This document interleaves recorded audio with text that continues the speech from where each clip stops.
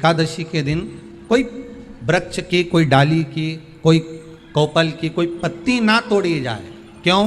तो कहा अगर उस पत्ती को हम तोड़ देते हैं, वृक्ष की पत्ती को या क्यारे में लगी हुई कोई डाली की पत्ती को हम तोड़ देते हैं तो एकादशी का पुण्य फल प्राप्त नहीं होता।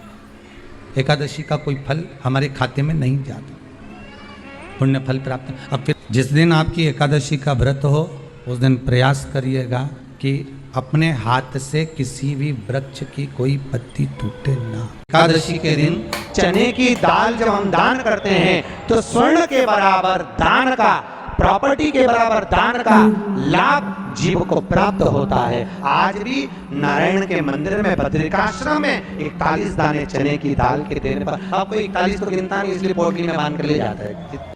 एकादशी के दिन बन सके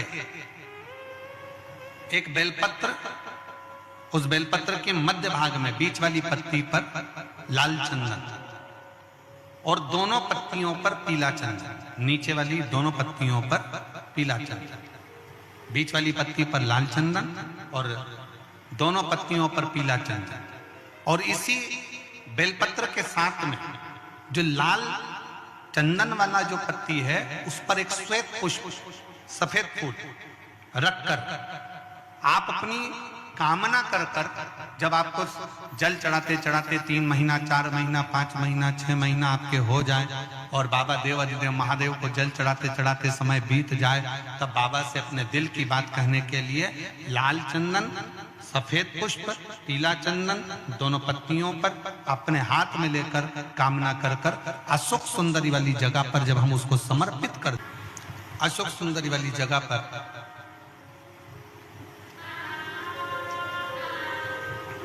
ये शिवलिंग जलाधारी और उसके सामने का जो भाग है उसके मध्य भाग में अशोक सुंदरी का स्थान,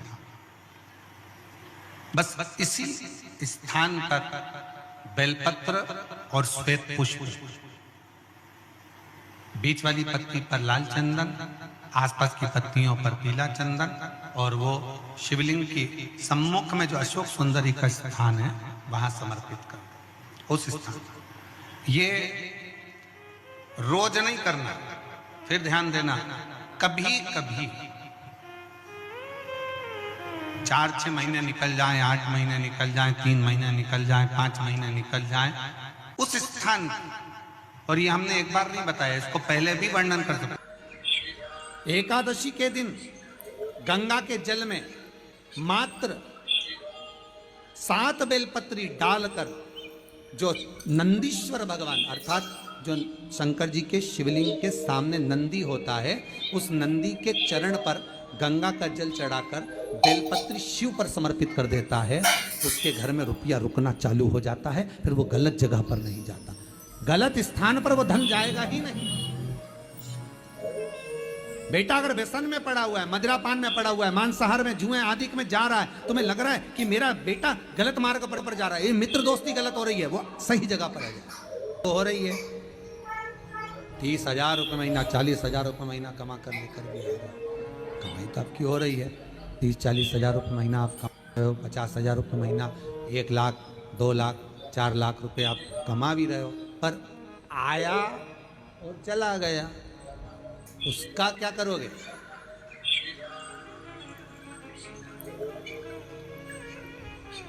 उसका करना क्या है? बहुत सुंदर संवाद है, ध्यान दीजिएगा। जिसके घर में कमाने वाले 2-4 हैं, पैसा तो आ रहा है और घर में टिक नहीं रहा, डॉक्टर में, पुलिस में, एक्सीडेंट आदि में, कहीं गलत जगह पर व्यसन में अगर पैसा जा रहा है, जुए में, मांसाहार, मदिरा पान, या कहीं आया पैसा, पैसा आने में कमी नहीं, आ रहा है पर टिक नहीं रहा, रुक नहीं रहा, कोई मांगने आ गया, दे दिया, फिर वहां से अपने पास नहीं आ रहा, अपन कह रहे हैं भैया हमारा पैसा लौटा दो, नहीं आ रहा।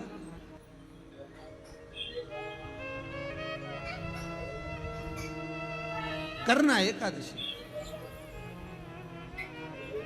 कई लोग इसको धन के लिए भी करते हैं, संपदा के लिए, संपदा के लिए अर्थात जिसका व्यापार नहीं चलता, जिसके घर में पैसा नहीं आता, या नौकरी नहीं लग रही, या सर्विस नहीं लग रही, आप अप्लाई कर रहे हो, जगह जगह जाकर इंटरव्यू भी दे रहे हो और पैसा नहीं आता, तो उसके लिए भी प्रयास किया जाता है। पर उसके लिए यहाँ पर जो धन के लिए करते हैं उसके लिए विष्णुपदी के लिए करते हैं। मतलब जैसे गंगा के जल में तुलसी के 11 पत्ते डाले जाते हैं। कितने पत्ते डालते हैं? 11 तुलसी के पत्ते डालते हैं और उसको किसी भी नारायण के मंदिर में, राम कृष्ण शिव शंकर नहीं, राम कृष्ण भगवान विष्णु दत्त आदि जितने नारायण के मंदिर हैं उस मंदिर में किसी भी पात्र में, एक छोटे से पात्र में उसको भरकर रखी आते हैं महाराज। उससे भी जॉब सर्विस नौकरी में सफलता प्राप्त हो जाती है, परंतु वो भी एकादशी को ही होता है। कुछ देर तक पात्र को रखा जाता है, फिर वही पात्र का जल किसी भी वृक्ष के नीचे डाल दिया जाता है, उससे भी नौकरी के लिए फायदा मिलता है। गंगा का जल कोई साधारण नहीं। पैसा धन ज्यादा आने लगे तो पत्नी को कहना चाहिए कि देखो थोड़ा बहुत मेरा मन है शिव महापुराण की कथा हो जाए, या फिर कहीं सत्कर्म में लग जाए, कहीं ब्राह्मण भोज, साधु भोज, सन्यासी भोज, गुरु जन में, संत जन में, साधु जन में, तपस्वी जन में कहीं लग जाए। ये धर्म पत्नी है। जहां धर्म जुड़ा हुआ हो वो धर्म महाराज। कुछ तिथियां होती हैं जिन तिथियों में अगर आप रोज गंगा का जल शंकर को नहीं चढ़ा सकते तो शिव महापुराण कथा कहती है, स्कंद पुराण कहती है, विष्णु पुराण कहती है, गर्ग संहिता कहती है, गीता पुरुष गोरखपुर का कल्याण का गंगा अंक कहता है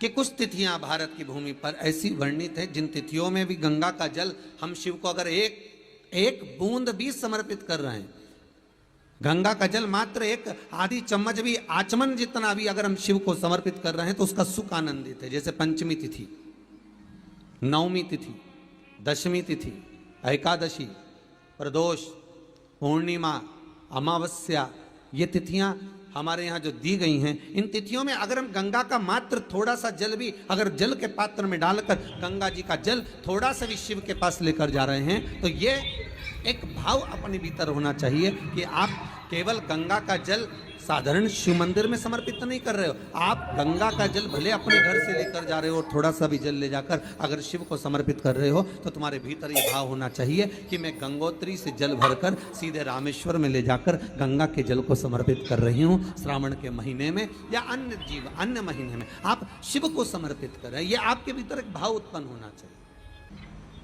एक बात आपको कही थी गुरु महिमा में कि घर से जब निकला करो ना तो भगवान देव अधिदेव महादेव का नाम लेकर श्री शिवाय नमस्तुभ्यम। घर से जब निकलो, कोई कार्य के लिए जा रहे हो तो आप श्री शिवाय नमस्तुभ्यम का स्मरण कर कर जाइए। आप किसी काम के लिए आगे बढ़ रहे हो, श्री शिवाय नमस्तुभ्यम का स्मरण कर कर जाइए। जिस समय आपके मुख से श्री शिवाय नमस्तुभ्यम का स्मरण हो जाए या शिवलिंग का स्पर्श हो जाए या शंकर का अनुमोदन कर कर ओम नमः शिवाय बोलकर या राम बोलकर, कृष्ण बोलकर, शिव बोलकर, आपके भीतर जो रमा हुआ है, आप राम को मानते हैं आप राम को माने, हम मना नहीं करेंगे। आप कृष्ण को माने तो कृष्ण को माने, हम मना नहीं करेंगे। आपका दिल जिससे लगे,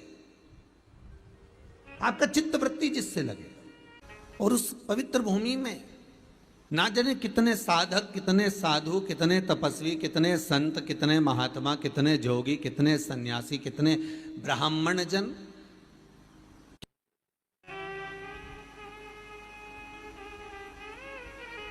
पवित्र भूमि,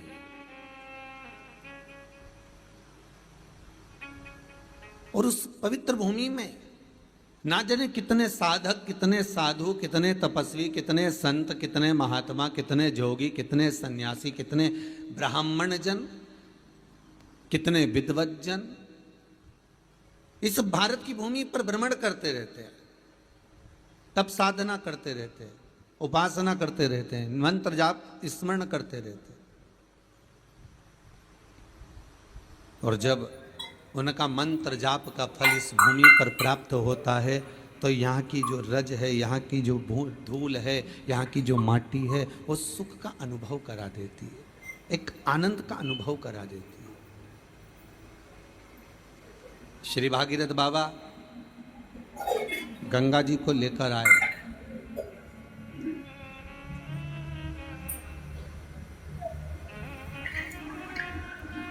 भागीरथ बाबा तो गंगा जी को लेकर आए 60,000 काकाओं के उद्धार के लिए। और वो गंगा भी बहती हुई गौमुख से लेकर चलते चलते चलते चलते वो गंगा भी कलकत्ता तक जब पहुंची है, गंगा सागर तक जब पहुंची है, तो उसके घाट पर, उसके तट पर, गंगा महारानी के किनारे पर जितने जितने भक्त, जितने साधु, जितने सन्यासी, जितने साधक, जितने उपासक, जितने जीव रह रहे हैं, ये गंगा उनका कल्याण कर रही है। और जो उसकी शरणागति में जा रहा है, गंगा उसका उद्धार कर रही है। गंगा किसको संवारती है?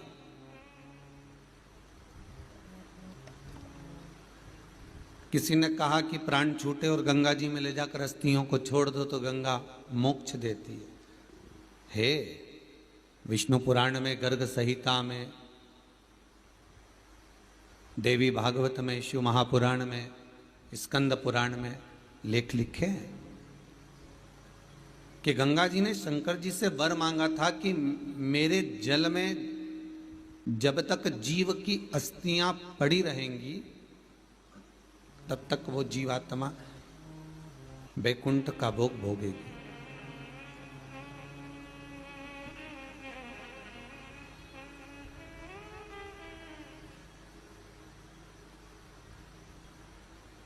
पर गंगा जी ने एक बात और कही है, शिव महापुराण में आपने श्रवण करा ना करा, पर एक बात और गंगा जी कह रही है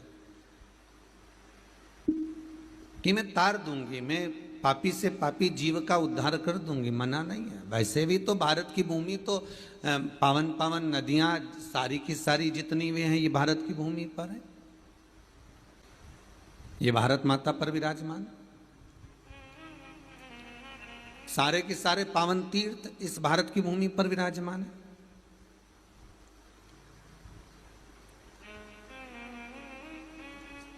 पुण्यमय नदियां, पुण्यमय तीर्थ, पुण्यमय तालाब, सरोवर जितने भी हैं, ये सब इस भारत की भूमि पर हैं। गंगोत्री में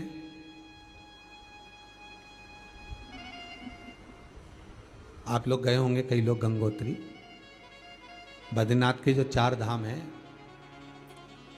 यमुनोत्री, गंगोत्री, केदार और बद्रीनाथ।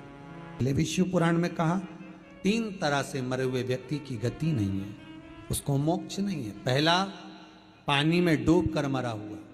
दूसरा, सर्प के डसे से मरा हुआ। तीसरा, स्त्री के हाथ से, नारी के हाथ से मरा हुआ व्यक्ति, इसकी गति नहीं है, मोक्ष नहीं है इसकी। इनकी गति केवल एक है, वो है शिव महापुराण की कथा। अगर कोई पानी में डूबकर मर भी गया है तो उसके परिवार का, उसके कुल का व्यक्ति अगर एक बार शंकर की कथा भले यहां आकर ना सुने, टीवी के सामने भी बैठकर सुन रहा है। एकादशी के दिन शंकर भगवान को चावल का दाना चढ़ाना चाहिए कि नहीं चाहिए? किसी ने पूछा कि चावल का दाना एकादशी पर भगवान शंकर को चढ़ा सकते? चावल का दाना शंकर जी को चढ़ाते क्यों है, पहले तो वो समझ। बेलपत्री का तो महत्व आपको बार बार बताया कि बेलपत्री शिव जी को क्यों चढ़ाई जाती है, कहीं रोग के लिए, कहीं बीमारी के लिए, कहीं किस कार्य के लिए, कहीं कोई कार्य के लिए, कहीं कोई कार्य के लिए। चावल का दाना अगर हम शंकर भगवान को चढ़ा रहे हैं तो क्यों चढ़ा रहे हैं, उसका कारण क्या है? चावल का दाना शिव को चढ़ाने का केवल एक कारण रहता है कि चावल को अक्षत कहते हैं। अक्षत का मतलब होता है अक्षय।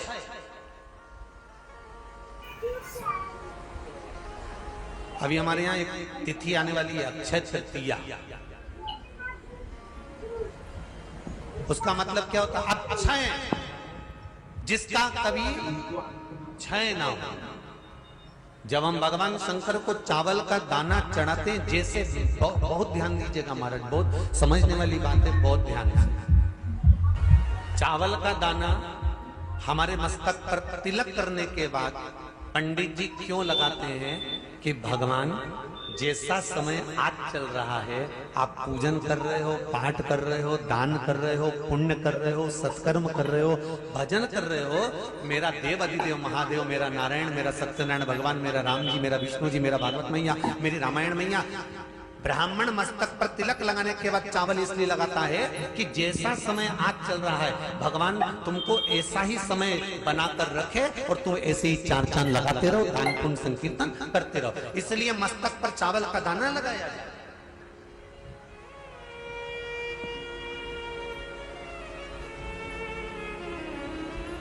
कोई मर जाता है, मरने के बाद जब तक पगड़ी नहीं होती तब तक माथे पर तिलक चावल का दाना लगाया जाता है। जम के बोलो जरा, नहीं लगाते। किसी पंडित जी से पूछो, ब्राह्मण देवता से पूछो, ब्राह्मण देवता ये कोई मर गया और हमारा तो नियम है कि हम सिर पे तिलक लगाते हैं, चावल लगाते हैं, या पंडित जी से हम तिलक लगवाते हैं, मंदिर जाते हैं तो मंदिर में जाके तिलक लगवा के हम चावल का दाना लगवाते हैं, क्यों नहीं लगाते? उसका कारण क्या है? जब किसी के मरने के बाद 10 दिन तक 12 दिन तक मस्तक पर तिलक क्यों नहीं लगाया जाता? 10-12 दिन तक माथे पर तिलक या चावल क्यों नहीं लगाया जाता? उसका कारण है कि ये जो समय आया है, तुम्हारे यहाँ जो गमी हुई है, तुम्हारे यहाँ कोई मर गया है, तुम्हारे यहाँ किसी के प्राण छूट गए हैं, तो ब्राह्मण इसलिए तिलक नहीं लगाता आपको, इसलिए चावल का दाना नहीं लगाता कि ऐसा दिन भगवान अब ना लाए, इसको अमर ना करे, इसको अक्षय ना करे, इसको प्रबल ना करे।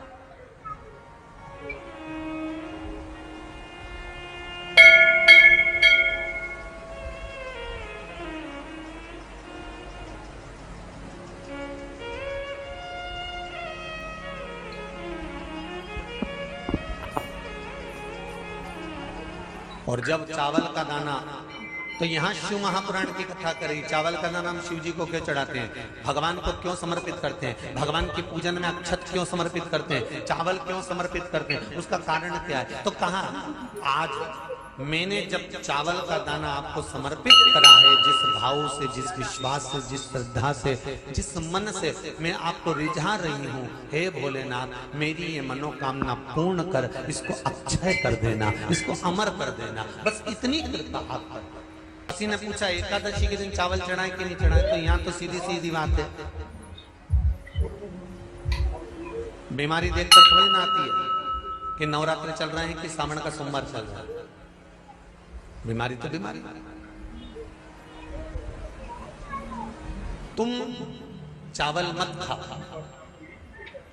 तिरुपति कौन कौन गया? हाथ उठाओ। ठीक है। जगन्नाथ जी कौन कौन गया? हाथ उठाओ। हाँ ठीक है। द्वारका जी कौन कौन गया? हाथ उठाओ। ठीक है। बद्रीनाथ कौन कौन गया? हाथ उठाओ। ठीक है। एकादशी के दिन कभी तुम बद्रीनाथ चले जाओ, एकादशी के दिन तुम द्वारका चले जाओ, एकादशी के दिन तुम तिरुपति चले जाओ, एकादशी के दिन तुम जगन्नाथ चले जाओ, एकादशी के दिन तुम्हारी मर्जी पड़े भगवान के किसी धाम में चले जाओ और भगवान को भोग लगाओ और उनकी थाली को झांक कर देखना, उसमें चावल जरूर मिलेगा। उसमें ऐसा नहीं है कि चावल नहीं मिलेगा। बद्री नारायण में भगवान को चावल का भोग लगा हुआ मिलेगा, द्वारका में चावल का भोग लगा हुआ मिलेगा, आपको जगन्नाथ में चावल का भोग लगा हुआ मिलेगा, तिरुपति में मिलेगा, द्वारकाधीश में मिलेगा, नाथू द्वारा में मिलेगा, सांवरिया सेठ में मिलेगा, काकरोली जी में मिलेगा। आप जहां जाओगे वहां पर एकादशी के दिन भगवान को चावल आएगा, क्योंकि भगवान के लिए परहेज नहीं है। जो काम में डूबा हुआ है, जो आसक्ति में डूबा हुआ है, जो लोभ में डूबा हुआ है, जो वासनाओं में डूबा हुआ है, जो तृष्णा में डूबा हुआ है और जो माता के गर्भ से जन्म लिया, एकादशी के दिन चावल उसको नहीं खाना। अब हमारे यहाँ तो कहावत में कहते हैं, राम जी की जब स्तुति गाते हैं तो कहते हैं भय प्रगट, आती है आप लोगों को? एक लाइन तो आती होगी, गाओ जरा। भय प्रगट दीन कौशल्या। अब रामचरितमानस में कहा भय प्रगट कृपाला। प्रगट मतलब एकदम सामने आ गए। यहाँ लिखा है पेदा भय लाला। अगर तुलसीदास जी लिखते तो जन्म लिया होता राम जी ने तो तुलसीदास बाबा लिख देते कि पैदा भय, माता के गर्भ से इनका जन्म हो। नहीं नहीं नहीं, यहाँ कहा भय प्रगट कृपाला दीन कौशल्या यहां प्रकट कर रहे हैं। एकादशी के माता पिता कौन है? सबसे पहले एकादशी का व्रत किसने रखा था?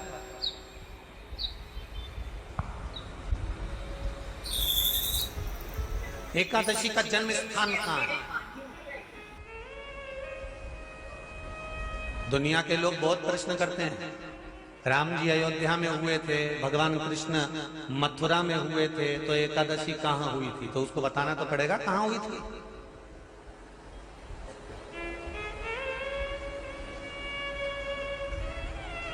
उसमें हमने वर्णन किया कि एकादशी के माता पिता कौन है, एकादशी का व्रत सबसे पहले किसने करा, एकादशी का जन्म कहां हुआ, एकादशी को क्यों चावल नहीं खाते, एकादशी के दूसरे दिन चावल का दाना खाना क्यों जरूरी है।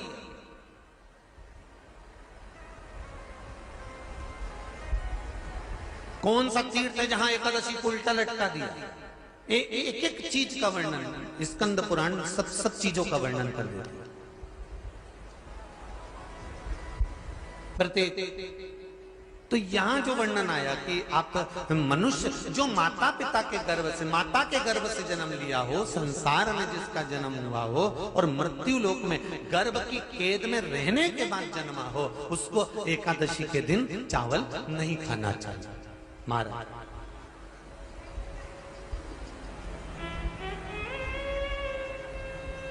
पर यहां शास्त्र ये नहीं कहता कि भगवान को चावल नहीं चढ़ाना चाहिए।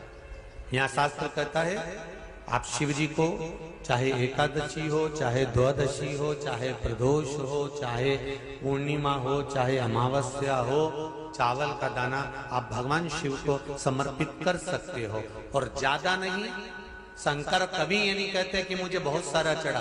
शंकर जी की कथा कहती है कितना, मात्र एक चावल का दाना। हम तो उनसे भी कहेंगे जो लोग कहते हैं ना कि हम आज हमारा सावन का महीना है तो आज हमें भगवान को 1.25 लाख बेलपत्र चढ़ाएंगे, तो कोई कहता हम 1000 बेलपत्र चढ़ाएंगे, तो कोई के हम 5000 चढ़ाएंगे, कोई के हम 50,000 चढ़ाएंगे। मेरा निवेदन केवल इतना है, तुम तो एक चढ़ा। और ये भी जरूरी नहीं है, एक बेलपत्र भी कब चढ़ाई जाती है शंकर भगवान को, जब तुमने किसी एक बेलपत्र का पेड़ लगाया होगा और वो पेड़ बड़ा हो गया होगा, तब तुम हकदार बनते हो कि किसी के पेड़ की बेलपत्र तोड़कर शिव को चढ़ाई जाए। मान लो कोई व्यापार, कोई दुकान, कोई फैक्ट्री आपकी ठीक नहीं चल रही है, आप ठेला लगा रहे हो, सब्जी की दुकान लगा रहे हो, कोई दुकान खोलकर बैठे हो, कोई फैक्ट्री लगाकर बैठे हो, कोई व्यापार कर रहे हो और उस व्यापार में तुम्हें आनंद नहीं आ रहा, बहुत तकलीफ चल रही है, बहुत तकलीफ, सब कुछ करके देख लिया पर वो तकलीफ मिटी नहीं रही। तो थोड़े दिन, थोड़े समय किसी भी शंकर के मंदिर में बटकेश्वर महादेव के नाम से एक बेलपत्र चढ़ाने का तरीका जरा समझ लेंगे। आप अगर जिस दिशा में खड़े हो, अगर आप शंकर के शिवलिंग के इधर हो तो बेलपत्री का डंडी का मुख आपकी ओर होना चाहिए। आप इधर हो तो डंडी का मुख उधर हो, आप उधर हो तो डंडी का मुख उधर हो, आप इधर हैं तो डंडी का मुख इधर हो। बटकेश्वर महादेव के नाम से शंकर जी के मंदिर में एक बेलपत्री पर डंडी का मुख अपनी ओर होना चाहिए। जो डंडी है इसका मुख अपनी ओर। बटकेश्वर महादेव के नाम से एक बेलपत्र शंकर भगवान को समर्पित करो बटकेश्वर महादेव के नाम से। और बेलपत्र चढ़ाने के बाद में जो लोटे वो 7 बार, लोटे का 7 बार से मतलब है अलग से लोटा भरना नहीं है, 7 बार उसी लोटे का जल जब बेलपत्र डंडी समेत समर्पित कर दें, 7 बार उस लोटे के जल को 7 बार बटकेश्वर महादेव का नाम लेकर अपनी मन की कामना कर कर बाबा से विनती करते हुए कि बाबा मेरी ये छोटी सी अर्ज स्वीकार करते, 7 बार उस जल को चढ़ाओ। लगातार कम से कम आप 15 से 20 दिन तक लगातार बटकेश्वर महादेव के नाम से चढ़ाओगे। ऐसी कोई दुकान और फैक्ट्री नहीं तो चले नहीं और आगे बढ़े नहीं और काम सुलझे। वटकेश्वर महादेव। भगवान शंकर का ये नाम, भगवान शिव का ये स्तुति, भगवान शंकर का ये नाम वटकेश्वर महादेव। स्वयं भगवान शंकर ब्रह्मा जी का जब सिर कटकर बड़का पेड़ बन जाता है और उस पेड़ के नीचे, वृक्ष के नीचे शंकर भगवान विराजमान हो जाते हैं, शिव जी उसके नीचे विराजमान हो जाते हैं, उसी का नाम वटकेश्वर महादेव पड़। वटकेश्वर, बोल वटकेश्वर महादेव की। शिव जी के मंदिर। श्री शिवाय नमस्तुभ्यम, हर हर महादेव। पूज्य गुरुजी ने इस वीडियो में ज्येष्ठ मास के अपरा एकादशी के विशेष उपाय बताए हैं। वीडियो को अच्छे से देखकर समझकर इन उपायों को आपको अवश्य करने हैं। ज्येष्ठ मास की एकादशी है, भगवान भोलेनाथ, भगवान विष्णु भगवान आप पर अवश्य कृपा करेंगे। वीडियो अच्छे से देखकर समझकर इन उपायों को आपको अवश्य करना है। वीडियो अच्छी लगे तो like, share and subscribe, comment में श्री शिवाय नमस्तुभ्यम, हर हर महादेव अवश्य लिख देना। जाते जाते चैनल को सब्सक्राइब अवश्य कर देना। जय श्री राम, हर हर महादेव, जय श्री महाकाल।